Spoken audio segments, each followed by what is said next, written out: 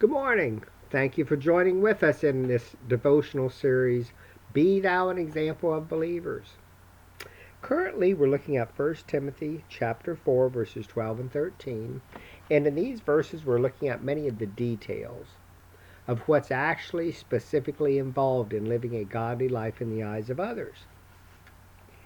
If you remember, so far we've looked at 1 Timothy 4, and we've seen that we are to be especially on guard with our speech. Notice to what's said in 1 Timothy 4, verse 12. Let no one despise your youth, but be an example to the believers in word. There it is, in word. In other words, in speech. Folks, we are to constantly guard our tongue. Like we talked about in great detail yesterday. Our tongue can either heal or it can destroy. Our tongue can either encourage or it can discourage. Our tongue can either give someone the strength to continue on or weaken someone to the point they fall. That's how strong our tongue is, and that's how important it is to be sure as Christians we guard our tongue and make certain that we are only saying things that our Lord is pleased with. Let's go on and see what else is a part of setting the proper example for others. Let no man despise your youth, but be an example to believers in word. How about the next one? In conduct. In conduct. That's not so much what we say as what we do. Folks, let me tell you something. It is very, very important that we consider the steps we are taking in life. I mean, if you think about it, many times our life is like a series of steps that we take along a path. As long as we remain straight, we stay on the path, and we get to the goal where we are headed. But you know what?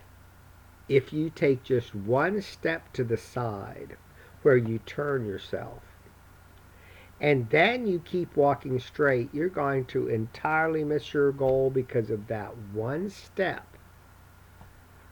that pulled you off course. Pilots in planes know all about that. Captains of boats know all about that. Folks, it doesn't take much to throw an entire plane or an entire boat off course. Just one small error in navigation can throw something entirely off. I'm afraid many times that's how it is with our life. Many times one misstep can really change the rest of our life.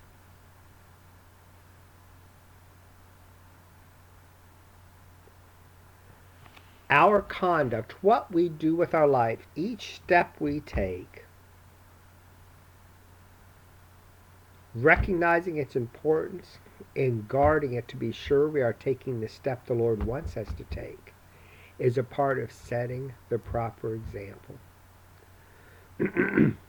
Like I talked about yesterday, the importance of trying to, before we say anything about anybody else, the importance of trying to stop ourselves and ask, how is this going to affect the person we're speaking to, and how is this going to affect the person we're speaking about? If we just consider those things, that will help us to control our tongue. The same thing applies with our walk of life. We're faced with many decisions during the course of a day. Some are seemingly smaller decisions than others. But all I know is this. If we can possibly get to the point in our life where before we make any decisions, we just quickly think through in our minds, what would the Lord want me to do in this instance? They used to have those braces, WWJD, I guess it was, what would Jesus do? I know some of that stuff, you got to wonder, it's like commercialization almost and all that, and I realize all that. But the principle is pretty good. To ask ourselves, look, if Jesus was in my place, what would he do? And then follow the example that he would have set for us. That's not bad advice at all.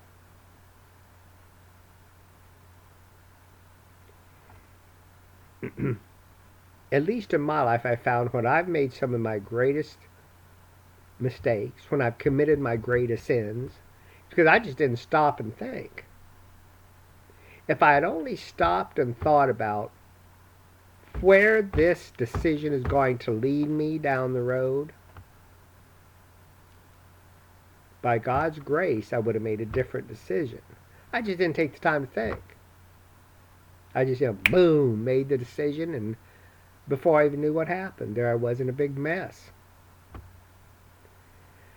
So, folks, as we live our life, one of the ways to set the proper example for others is be in control of our actions. Stop and consider what would please the Lord before we ever try to make a choice. Folks, if we're not asking ourselves what would please the Lord, do you know what the natural thing is? Well, what would please us? That gets us in trouble all the time. Why? Because we have fallen, sinful natures. If we do what pleases us, if we make decisions based on what is pleasing us, it's bound to get us off course. But if we just take that time to stop and consider what would please the Lord and put Him first in our life, man, that'll keep us on the course straight as an arrow to our goal. What is our goal? To glorify and honor the Lord in this physical life. And to stand before Him in eternity and have Him say, "Well done, my good and faithful creature." Lord bless you as you depart this day to your work or to school. And keep in mind, folks, always consider what the Lord would have us to do.